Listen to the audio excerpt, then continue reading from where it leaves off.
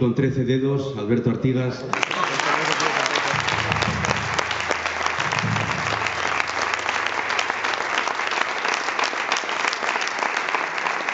Guitarra española y mandola, Ernesto Cosío.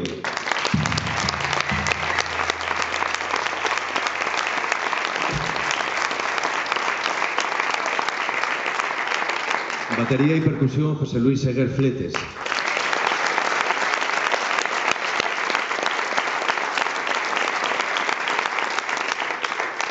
Y al bajo ese monstruo patagónico llamado Toto Sobieski.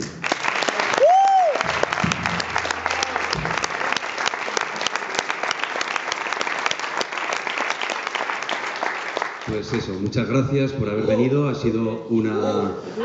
Bueno, a mí ya me conocéis, que soy del pueblo. Gracias.